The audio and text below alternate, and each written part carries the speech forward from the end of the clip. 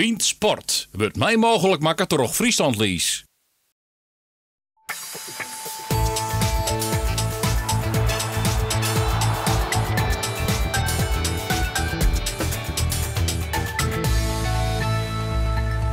Goejoen, het is vreed, 15 mei, dit is Bient Sport. Met Joen aan tafel, topkeerster Teke Triemstra, de nieuwe voorzitter van het KNKB, Wichelen Cinema, en uw eigen Geert van Thun. Mooi parcours ze. En het moet duidelijk wezen, het komende liedjaloer zit het keertsen centraal. En er valt een heel soort over te bepraten, want er binnen nogal wat zwargen over het spultje.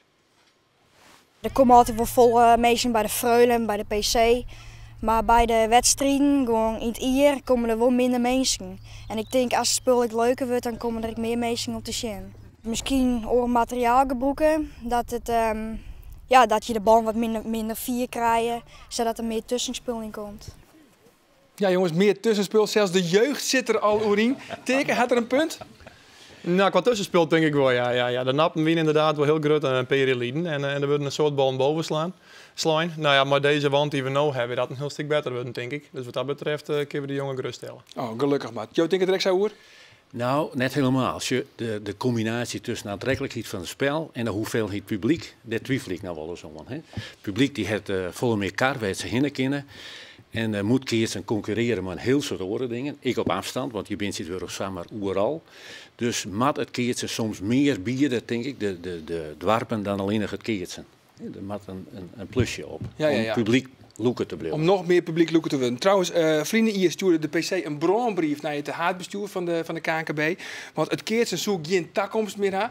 Toch zijn jou volmondig doet ze jou vregen om voorzitter te worden van de KNKB. Ja, maar die massogist, hè? Ja, massogist. Nee, dat weten we al. Eerst staat weer aan tafel zitten. Het keert een toekomst. En het was net zozeer een bronbrief. Het was mensen meer heel betrokken bij het keertsen. En dat is Johannes Westra van de PC en het hele PC-bestuur. Dus ja, die ben zo betrokken. Die denken, jongens, we moeten wat doen. Want dingen veroordelen. Er komt inderdaad minder publiek. Dus we moeten wat doen. Ik heb net ervaren als een bronbrief, maar meer van scherpte erin houden. En dat is goed, denk ik. Ja, als we even wat meer praten over de toekomst van het keertsen. Eerst even de actualiteit van deze week. Want deze week wie zelfs het Pine de Holle dossier van de KNKB. De keertswand.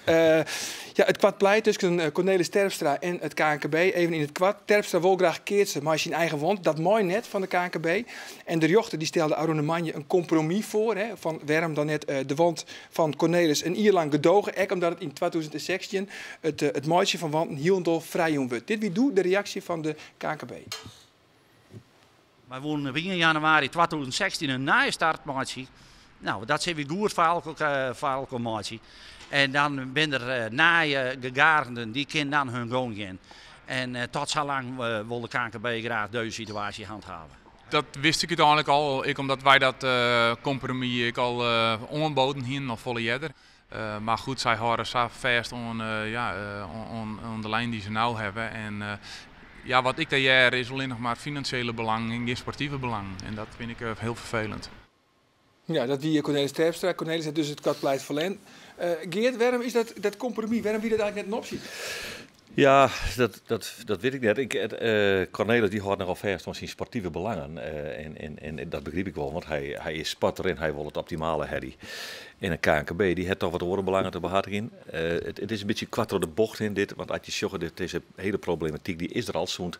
Nou, dit was een jongetje in 80, want toen is maar die wand eigenlijk een beetje misgaan. Toen heb je ze wel een enorme grote plaat en in de tijd lezen wij in een klins door die wand.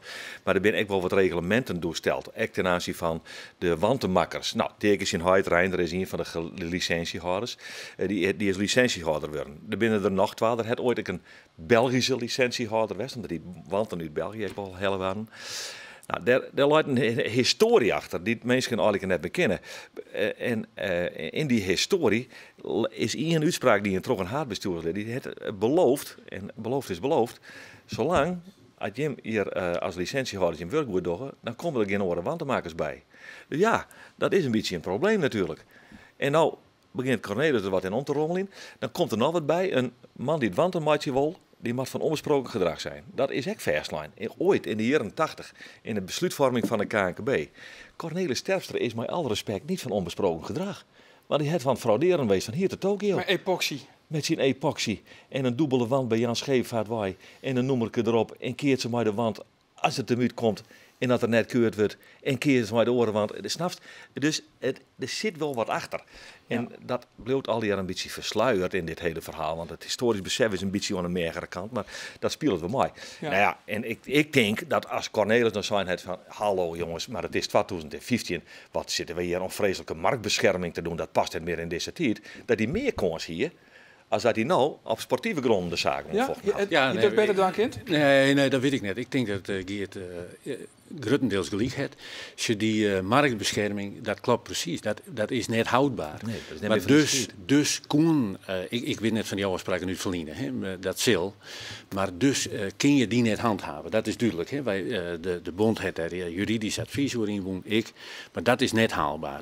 Dus is er binnen een oergangsperiode onder de huidige wantenmakers, want u heeft hem daarom conformeerd, hè? Die hebben daar alle inzetten dat dingen. Nou, en dan ben we uitkomen op 1 januari 2016. En het heeft mij een beetje verbaasd dat Cornelis toch op min of meer economische gronden zei. Ja, dat vecht ik om. Nou, dat is een keus. Wij zitten net heel zwierig als bond. Daarvoor heen een rechter, die het uitspraak dienen. Nou, en nu gaan we verder. Precies. Ik denk dat we in 1 januari 2016 hebben we een situatie. Wat voor de bond wel een opdracht betekent dat wij goed weten moeten wat kunnen we al en wat kunnen we net. Ook 2016. Maar wat doe je dan? Wat doe je dan in 2016? Ik kom bij hem, ik zeg, hallo, ik ben wel een handige jongen, ik heb wel even een tijd, ik wil wantenmaker worden. Ga je gang? Dat denk ik niet. Ik denk dat er altijd voorwaarden stellen moest. Ik ben immer met de Kamer van Koophandel. De bond levert een nap. En hoe, er moet nummer zien. Dus je moet een lijst van afspraken maken met een licentiehouder. Dat kan het ook. Maar we zijn er op wezen dat het is in de mededinging net houdbaar dat het nooit is. Nee, dat is natuurlijk. Dus, maar daarom jou heb ik een opdracht. Wij moeten ook goed zijn. Hoe gaan we dit oppakken? Wat voor type materiaal misschien als je al in net broeken mooi. Ja, dus je krijgt natuurlijk zelfs Nijewand. Hier lezen de Nijewand eigenlijk, hè? Want dit is de Nij, hè? Dat is de naaien. Dat is van Varg hier. Dat is een nap nog een centimeter langer. De nap dit is zelf dus net, met deze wand zit tak om snijn en keert ze in Sint-Anna. Dit is mijn huidige wand, ja. De huidige wand. Ja. Maar het lijkt misschien ook een beetje gevoelig, want die height is natuurlijk wantenmakker. Ik kan me zo vaststellen, die height jou verzelt altijd het beste materiaal, toch? Ja, nee, toch? Ja, tuurlijk. Dat is ik zo. Hij maakt het voor mij volle mooier dan voor de rest. En ik denk dat Cornelis daar maar zit.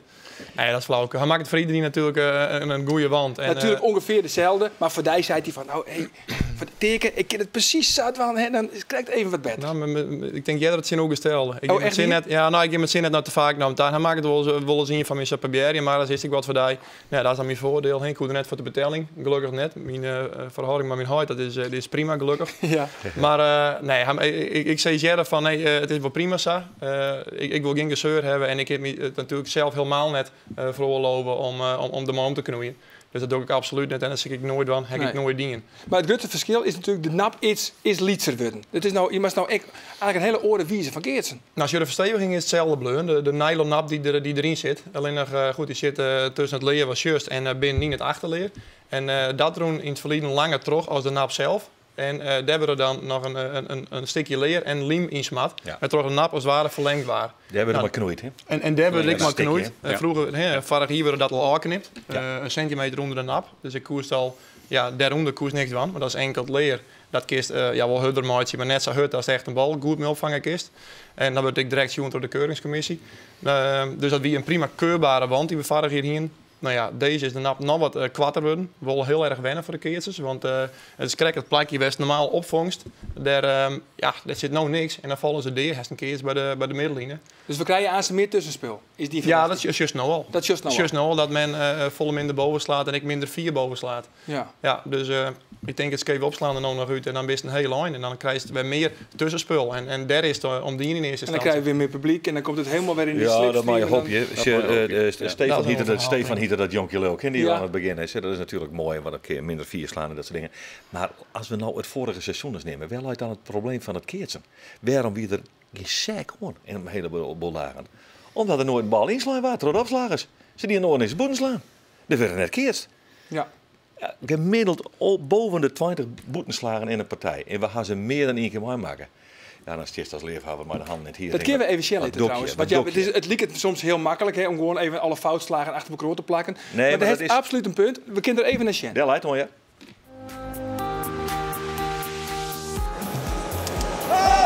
Vondelberg. Dus ze hebben dat en dan is het wel te makkelijk. Op dit niveau wordt het gewoon herkennen. Nee, maar zie maar wat er gebeurt. Ja, dit is dan op de PC, maar is dit nou echt het probleem? Ja. Ik vind het. Dit wie. Geert jou te land. Nou ja, ik wil er toch een antwoord op. Ja, dit Net wie. van het publiek, net niks wat de maatje. Net voor het publiek? Nee. De verveelt zich de gasten neer tegen. Ja, dat valt wel maar. Er is nog niks. Dat valt wel maar. Volgens mij. Ja, zeer iets. Maar als dacht ik. een aantal partijen op een dag werd, meer dan 20 boeten slagen werd. Nou, dan kan die vertellen een beetje plaatslijn. Dan mag wel een echte leefhebber wezen als er alles nog €8 miljoen voor betalen. Ja. Ik denk dat een leefhebber alle partijen zit. Dan hadden wat minder mooi bij is. Gelukkig binnen vaak 12 gang. En dan ben ik goede partijen. En ik denk, 20 boetenslagen met te volle. Absoluut. Laat ik aan die partij 4 wisseling league wordt of 4-0. Er zit natuurlijk ook verschil in. Maar zo'n field er vol zitten als ik geen bal met boeten kom? Nee, dat net. Nee. Dat heb ik gelijk nog aan de hand. Nee, maar het is wel weer dat statistieken liegen net. Hè. Dat zou eigenlijk moet wezen. En dat er wordt gemiddeld meer boeten slaan. Dat klopt ik. Dus ik denk dat dat wel een aandachtspunt is. Want en minder bob, ja. Nee, maar ik denk dat wel een aandachtspunt is. Alleen dat is onder sporter zelf. Hè. Want ik denk altijd, je binnen als je trainers keert, er is een coach bij. En dan moet je altijd tot de optimale prestatie komen. Hè? Als het een wedstrijd misziet met de volle boeten, dan moet je toch ergens mogelijk praten dat je zegt, jongens, dit zei je het net goed, want de verliezer ik partijen terug, daar ben ik van overtuigd. Dus ik zie hier altijd nooit, waar is dan dat stukje coaching of de veilige modus? Ja, nou slaan we in. Er is net een coach die tussen in opslagen zei, slaan boeten. Nee. Hij zei elke slag weer erin. Ze willen nog meer met die als ooit tevoren. Ja. Nee, maar dat snap ik. Er is iemand die alle boetenslagen bijhoort. En dat is natuurlijk de John Frederikstad van het Keertsen. Jan Braaksma, want we zeiden het al, het Keertsen had het reeg. En daarom gaat Bient op ziek naar de boppenslag die het Keertsen wat uit de dip helje kent. Joe dus mijn Keertshistoricus en journalist Jan Braaksma.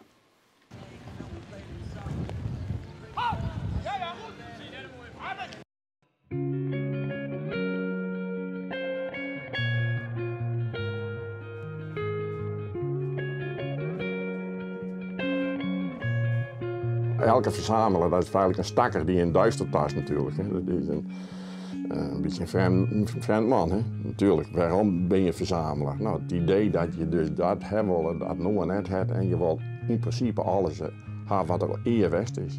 Nou, dat zit mij wel in het bloed.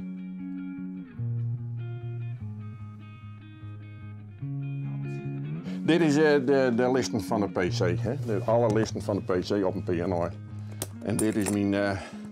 Nou ja, dit maar als het bron is, maar dit er als eerst uit. Wat is dan het meest interessant? Zo ben ik altijd, nou dat is de eerste list hè, van 1854. Dat is de tweede list, de eerste hebben we net. Maar dit, en dan waren er op dinsdag, ja, die verkeerd. Prachtig hè, juni en dan een L en J ertussen.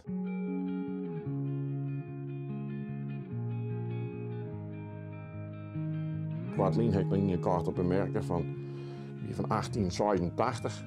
Nou ja, goed. En, als je dat dan lezen en je kijkt niet waarom naar nou, dan zullen ze toen ook over het feit dat het Keertsen achteruit ging. We hebben het over praten in 1886. Nou, dan denk ik bij mezelf, er is niks voor hoor. Nou, Johanne, het seizoen begint weer. Ja, nou. Voor mij hartstikke leuk. Plezier. Voor jou wat minder, maar goed. Dat is al jaren zo. Nou, leuke middag. Kus. Hoi. Oké.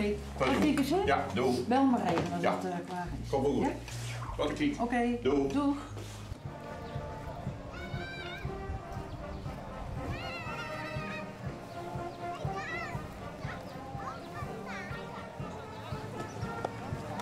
Het Keertsen had in de historie natuurlijk wat meer dipjes gehad.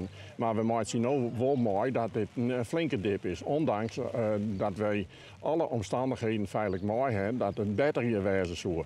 Er wordt volle meer traind, er wordt yield inpompt. Maar blijkbaar is dat net genoeg. Hoi, hoe is het? Hoe is het, Ja. Mooi. Ah, een beetje stief, maar... Mooi, hoe is het,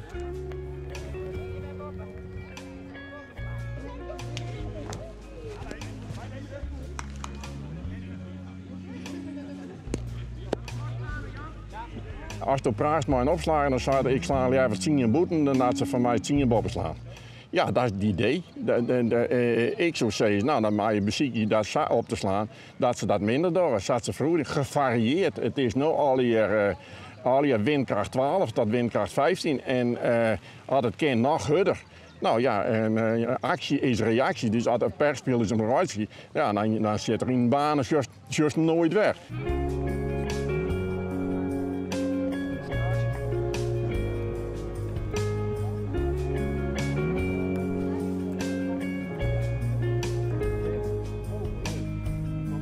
De keersers maar wat dichter bij het gewone volk. Hè? Want dat ben ik in Besto, steen je in. En dat mis ik. Er is maar een heel groot... Ik ben net een tentenman, maar een keerser jet nou en dan is even in de tent te komen. En dat wil de keersliefhebber.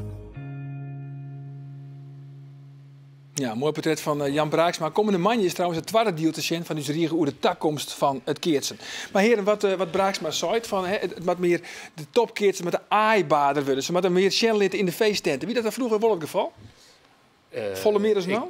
Dat zoek in. Ik zie nou wel, toen ik bij het keertsen kwam, daar stingen. Ik weet net dat dat het verschil maakt. Het keertsen maar de wol aaibaar wezen in de zin van toegankelijk. En soms ik wel een beetje publieksgeil, denk ik. En ik... om mij in het veld, ik meer met het publiek spelen. Dat is het stukje wat ik, de tinten, dat weet ik net. Maar wel het spelen met het publiek. Dat was in Johannes van Dijk. Ja, dat is een beetje een lastige problematiek altijd. Hè? Want je bent natuurlijk net iedereen is in Johannes van Dijk. Nee, maar dat hoeft ik niet. Nee, precies. Nee, maar dat is moeilijk te vragen van hier. Hè? Dus teken hoeft voor mij de clown natuurlijk heen. Nee. Maar daar die keertse ken, dan zit ik op het puntje van de stoel en geniet ik. Dus dat is voldoende. Maar we hebben wat er min tekens. Het keertsen is eerder om personalities. Als personalities haast, mensen die in het veld toch goed ze keertsen al in al wat losmaatje kennen bij een publiek. Daar hebben we er gewoon te min van. Ja. Het is te mager. Ja, dat is natuurlijk. Ja, zo had ik er al op. Ja, vroeger keer ze toch dat. Maar ik zit in die jaren dingen voor PC-café te lezen. Ja, de Arp Hiemstra, 43 jaar zit nog op een PC. Wist wel dat soort dingen. Ze is nog net betreffen. Maar we zitten hier nou maar eens in jou aan tafel. Hoe kunnen we er nou voor zorgen dat het keertje weer wat onttrekkelijker wordt? Heeft u ideeën? Misschien een zachter bal? Nee. Net? Nee. Hebben we al dingen. Ik denk hier op Signaliden hebben we daar verschillende test, wedstrijden, trainingen maar dingen. En als de bal zachter maakt, dan gaat hij nog meer wappering, nog meer afhankelijk van de wienbest aan. Maar toch, Dick, want daar hebben we ook even beelden van. Ik heb weer aan zijn Shell het Lanekazen en dat het net zo volle mee met topsport uit te sturen, maar volle mee met de breedte sport. Daar komt wel een heel soort publiek op. Het publiek evenement. Is dat het dan? Maar ik even een Shell. Het Lanekazen in Haas. Maar wel leuk.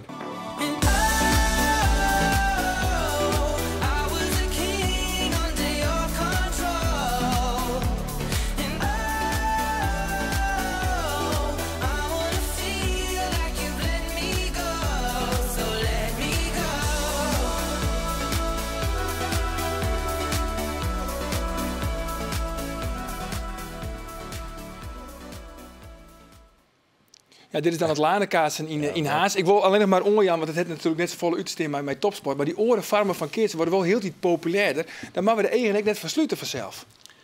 Nee, maar ik vind... Er komt wel een heel soort publiek op. Ja, maar dat klopt. Maar ik vind het gewone keertsen is net volgens mij heel populair. Als wij de grote evenementen, de PC, Bitgem, Dronriep, Arem, daar komt ik best een heel soort publiek. Alleen het publiek loekt het net meer om weken in, weken uit. Naar een keerspartij. Hoe pleit je voor minder partijen? Nou, dat zou kunnen. Maar, en dat is ik net alleen het publiek. Als er in de oorendwarp een keertsen is, dan wordt het ik volgen. En door de media, je kunt het thuis volgen. Dus het is net alleen het publiek wat er komt. Ik snap wel dat die dwarpen die het organiseren met 100 man langs de lijnen komen, dan wil je wel eens een beetje moedel is. Misschien. Maar... Als je echt, dat is ook even naar Broeksterwoud, daar hier wat krijgt ik Damboord. Als je iets extra's, dan moet je gage aan om iets extra's erbij. Maar je zei eigenlijk, er zijn te volle wedstrijden. Voor de keuzes misschien net, maar voor publiek. Weken in, weken heen. Vroeger waren we 44, 44. We hebben nog maar 23. Ja, maar dat klopt wel. Maar vroeger hingen we het publiek dat het hele circuit mooi ging. Nou, dat is net meer zo. En ik denk net dat dat mee komen gaat. Dus de partijen die eruit springen wel. Maar die oren, je moet er iets oors bij hebben. Of je moet een oor type wedstrijd organiseren. Ik kan me voorstellen dat het dwarpen binnen die zeggen, nou ja, oké. ik link dat net meer om je merken, maar ik doe een vooral iets hardklasse partij om je merken. En dan kan het totaal lieke goed slagen. Nou, van mij binnen een peer ding die sowieso heel makkelijk terugvoeren kist. En dat is als ophouden met scheef opslaan. Ja. Dan heeft er volgens mij al een vol onttrekkelijke spul. Dames en heren werden het kind bij elkaar. Ja. Vind ik belangrijk, maar dan heeft alles in één. Dan is juist al minderskeren waar is wol. Dat is de 2 weken van de PC. Dan begint de PC wat te leven, maar dat is een geweldig evenement haast. Maar een heel soort publiek erbij. Nou ja, ik denk dat dat wel hele belangrijke dingen binnen. Waar meest meer meesken bij elkaar brengt. En inderdaad, wat zo is een vereniging zoals Broeksterwaard, Damwaard, die doen er een heel soort voor. Die delen vrijkaartjes uit. Nou ja, goed, je kunt nog steeds een jeugdige keertser die maar op tijd beginnen op een dag. Als die er dan al is, of die is kleermarkeertser, die gaat maar zien ouders, gaat hij naar het keertsen en die leest gratis naar binnen. Laat ik maar komen. Ja. En ik denk dat je in die trend meer denken moet. Dat je er meer ontwan wollen. Goeie idee. Ik vind het een mooi idee wat Teken nou zei. Dus je moet de dingen bedenken. En net alleen nog ging je in het maat bij Saas vroeger, want dat lukt dus gewoon net. Nee, Tien is vroeger altijd net waarom. Dit is ik een oren tijd. Ja. En dat weet ik wel. En het is ook een golfbeweging. Hè? Dus je kent de populariteit van keertsen. En dat is hetzelfde als maar de kwaliteit dat je het daardoor hebben. Nou, dat is ook een golfbeweging. Ja. Als er weer een kwaliteitsimpuls komt, dan praten mensen. Dat wil een keertje, jongen. Dat is, nou ja, hup, dan shift die publieke belangstelling wel wat aan. Ja, maar ik toch vrezen dat het alweer wel wat minder is dan dat het ooit. Dat krijgen we net zo gauw weer waarom, ja? Ik ben het dan net helemaal mee eens. Nou, gelukkig maar, want anders sluiten we dit programma om mijn trieste eindconclusie. Dat was absoluut net. Sure. Jongens, we praten aanstaan nog even verder, want we moeten eerst echt even, want ik hier al was kogen. We hebben alle weekend hebben we een quiz. Ja. En die is nou echt weer, de quiz.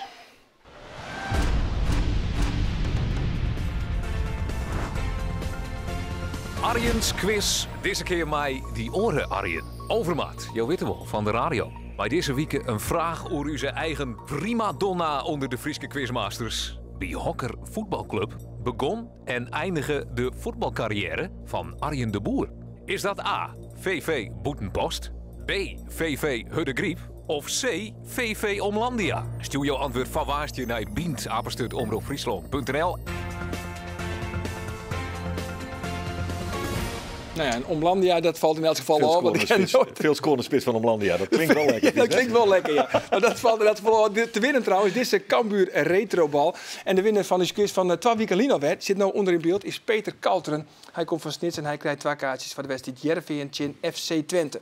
Op de radio en televisie het komend weekend weer een soort omtinken van het voetbal. Op televisie en radio doen we streekjochtverslag van de Noordelijke bekerfinale Harkemasse Boys in Staphorst. En op de radio doen we vanzelfs ook weer verslag van het betellen voetbal. Roelof de Vries zit bij de laatste competitiewedstrijd van Jereveen FC Twente. En 30 kilometer dichterbij, daar zitten Geert van Thun en Timo Jemkema om jou op de hichte te horen van Cambuur Willem II. Jongens, dit weekend Sint-Anne, daar bist je erbij? Daar ben ik bij, absoluut. Ja, de eerste vrije formatiepartij. Ja, zin om. Want dan ben je er helemaal hersteld van de schouderblessure. Ik ben nog geen 100%, maar gewoon heel lang op bal, ja. En ik heb bewust juist erin weer inlid, niet zo meer. Omdat er de kans te groot was dat we de 4 of 5 op een zo'n draaien. En nou ja, goed, ik heb nog wel wat herstel nodig. Dus vandaar dat ik me erin lid en heb, maar snel ben ik er absoluut bij. Maar de naaie wand, wat ben die doel van dit seizoen? Hetzelfde zoals de laatste jaar. En dat ik gewoon het beste vrije formatiepartij wezen. Maar een heel soort overwinningen. En uiteraard op de mooie wedstrijden. Zoals de PC en Endroriep en Big Bitge. Maar de Hine zit hier weer. Om daar toch de eerste prijs te pakken. Neemt het klassement net tegen? Alweer dat logisch uitvloeisel van het oren. Ja, het klassement 1 tot 3. Gaat aan naar Daniel en ik, daar ben ik wel tevreden. En dat mijn schouder het houdt, dat is het allerbelangrijkste. Dat is het allerbelangrijkste. Ik wil nog één ding weten, waar wint de PC? Het is nog een beetje voor u, waar wint het? Gert-Anne van der Bos. Gert-Anne van der Bos, dat zou zomaar kunnen, hè? Ja. Nee jongen, ik heb geen idee. Geen idee, Geert? Heel kwad. Ja, als Teken echt weer goed is, hè, en ik denk van u dat het is, want ik train mij helemaal niet, jongens. Dus hij zegt, nou, dat komt helemaal clear. Even gauw, even hier namen. Ze winnen hem gewoon. Ze winnen hem weer. Nou jongens, tiege dank voor je komst, heren. Ons zag via deze Bean Sport Manje, daar ben we vanzelfs weer. En van nog een hele gezellige jongen. Dag.